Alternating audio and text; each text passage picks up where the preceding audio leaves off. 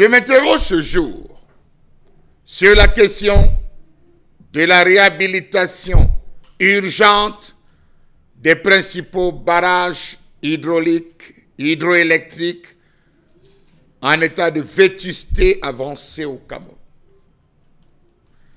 La situation des infrastructures hydroélectriques au Cameroun suscite de vives inquiétudes, notamment en raison de la maintenance ou de la menace d'effondrement qui pèse sur elles.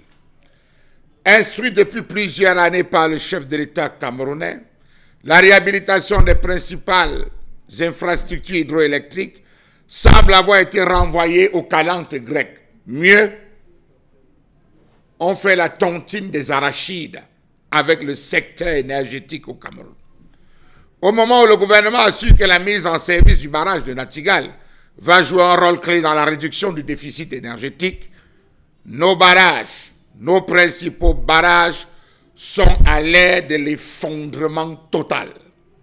Selon le journal Conjoncture économique, ces ouvrages stratégiques qui jouent un rôle fondamental dans la production d'électricité du pays sont dans un état de détérioration avancée, mettant en péril l'approvisionnement énergétique national ainsi que de nombreux secteurs économiques dépendants de cette ressource essentielle. Si le président de la République avait un temps soit peu, une minute,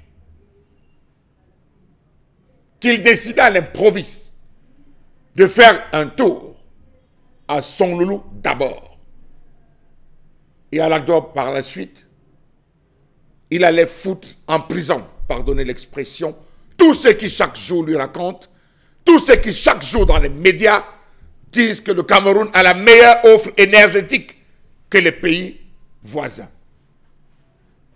Depuis bientôt plusieurs années, les rapports de différents consultants sont extrêmement alarmistes. On en est arrivé à un niveau où on devrait mettre en place ce qu'on appelle un plan d'urgence de réhabilitation des barrages. Après cela, on devait passer à la grosse réhabilitation qui va nécessiter l'arrêt des groupes, d'un groupe sur 8 par an, afin de monter en puissance. Dixit les experts. Savez-vous que suite à un rapport du Bureau d'études et techniques français, ISL, sur l'état sécuritaire du barrage de Lagdo, le journal d'entreprise indiquait que la structure présente des signes de vieillissement qui se traduisent par la vétusté des équipements électromécaniques et hydromécaniques, mis en service dès 1982, avec pour objectif d'alimenter les régions du septentrion d'électricité, tout en permettant l'irrigation de 15 000 hectares de cultures en avril. La centrale souffre de la vétusté de ces installations. Ces installations électromécaniques commencent à ne plus fournir le rendement optimal dû à leur vétusté, ce qui à date n'a cessé de réduire drastiquement ses capacités opérationnelles. Le barrage ne fournissant à date que moins de la moitié de sa puissance installée, soit 30 MW sur 72 MW installés. Pourquoi donc mentir les Camerounais? Pourquoi mentir le chef de l'État? Pourquoi mentir l'opinion internationale? Le barrage de Sonloulou souffre d'une maladie longtemps détectée. Ça va vous surprendre. Le barrage de Sonloulou souffre d'une maladie détectée en 1980. On appelle cette maladie, cette pathologie, réaction alcali-granulate, RAG. Elle se manifeste par des fissures et des gonflements des bétons, laissant craindre le risque d'effondrement du barrage. Mais les responsables de l'ouvrage rassurent qu'il n'y a pas d'inquiétude. Ils avaient dit à date, lorsqu'ils avaient été interpellés par les responsables, nous connaissons bien cette pathologie. Il n'y a pas que Sonloulou qui en souffre. Même les plus grands barrages dans le monde connaissent ce problème. Fin de citation. Les responsables sont arrivés et ont déclaré que le barrage de Sonloulou est stable. Question. Vous avez les numéros de téléphone. Est-ce que les différents groupes fonctionnent? Est-ce que les turbines sont désormais en utilisation optimum?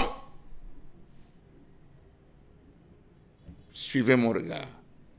Les conséquences potentielles d'un effondrement de ces infrastructures seraient désastreuses à plusieurs niveaux. Sur le plan énergétique, le pays pourrait faire face à des coupures massives d'électricité affectant gravement les industries, les ménages et les services publics. Des villes entières pourraient se retrouver privées de courant pendant de longues périodes, accentuant les tensions sociales et économiques. Sur le plan environnemental, un effondrement du barrage de Songolo, par exemple, pourrait entraîner une libération incontrôlée de millions de mètres cubes d'eau, causant des inondations majeures en aval et menaçant la vie de milliers de personnes. Quant au barrage de Lagdo, un affaissement brutal de la structure pourrait provoquer des dégâts considérables sur les activités agricoles, mettant en péril la sécurité alimentaire des populations locales qui dépendent de ces eaux pour l'irrigation. Parlons du barrage de Lamapé. Allez faire un tour au niveau du barrage de Lamapé. S'il viendra avoir un effondrement, pardonnez-moi, on parle de 23 villages qui seraient sous les eaux. Ah, j'oubliais. Le RAC dont on parle, tous les barrages au monde ont ça. Chez nous, c'est stable. À cet effet, la réhabilitation demandée par le chef de l'État visait à moderniser nos différents barrages pour les ISO standards internationaux. Premier point, rénovation des turbines avec un remplacement de la roue et de certains équipements tournants permettant l'accroissement de la turbine de 19 MW jusqu'à 24 MW grâce au changement technologique et à l'optimisation du point de fonctionnement de la turbine. 2.